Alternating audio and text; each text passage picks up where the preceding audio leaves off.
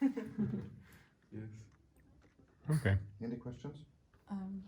Shall No, we play a bit just more? if I can add as a from point of view of Yes, from the performer, pianist, yeah. that it's written really very pianistically and very interesting for performers. It gives opportunity to make different colors and express yourself, and I really enjoyed playing it. Yes, thank you. It's written And very.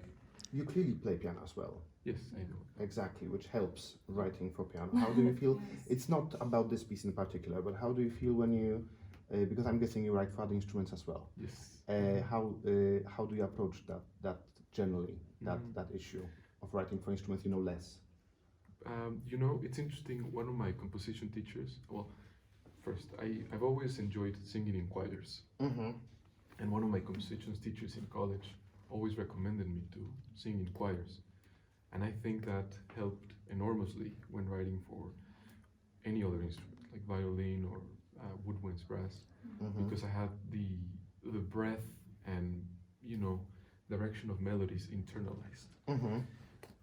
Because as pianist, I mean, even as a singer, I would still make some mistakes of early on phrasing and stuff, because I mean you just play, Yeah.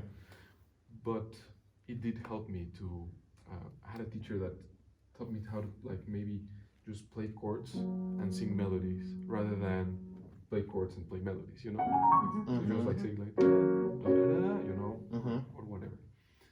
So that approach helps me a lot and takes me out of my pianist mentality and start thinking of those more natural gestures for other instruments. Okay. But yeah, it's true, like this piece, even though Tamara is obviously way better pianist than I am, because I spend most of my time composing, that yes, for me it's more natural to feel the chords and feel how things are gonna work. Okay. Second movement, bells, Yes. and then the melody. The melody? Let's go to the melody. Yes.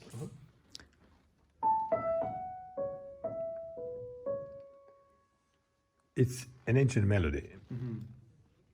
Where did you hear it? How did it come to you? It's funny because if you analyze Take the intervals out, right, and shrink it. and shrink. Shrink the melody without all the big jumps. Oh. I recognize. This is the melody, which is almost like a dominant chord with added With a fourth. with a fourth. And then the ninth, sorry,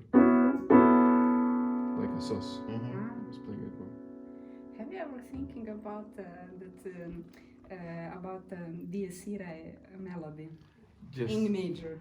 It A reminds me so much on the a theme. little bit. I mean, I think it was in the back of my head. Yes. You know? Okay. But obviously, like trying not to be too conscious about it, to Yeah. not copy it. Yeah, no. It's not a copying, but it's yeah. It's not copy, but Because it's the way you wrote completely it, different, absolutely is like contemporary music, but you take away all the intervals and the jump, and you put the B next to the A, and everything fits within the Gregorian chant again. So it's like a Gregorian chant transformed in the modern century. It's, Exactly, yeah. And which was hard for me, like to try to be like fresh with these ideas. But you accomplished it from an old system, a fresh sound and fresh language. So thank you. really beautiful. And this piece, whoever has heard, first time they like it. Yeah. There has not been one reaction. Everybody's enthusiastic about it. It puts everyone together.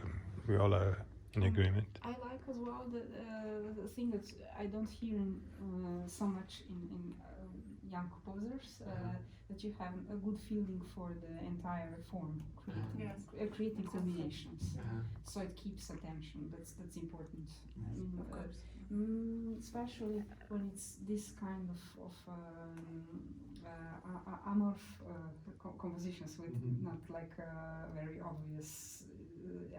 I can hear. I'm not sure if it's true or not, but I can hear something like the motif is some kind of motifs are used in all.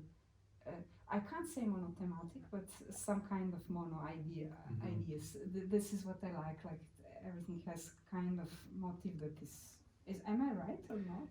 Yes, I mean, because in the end, as I was composing it, I was trying to, because it's the journey, but it has to be like a theme that has to be underneath, you know. And I think the sparsity and the sparseness of the melodies, and being that disjunct, I think that was my glue. I think for making it connect. Like in the second movement that I play the.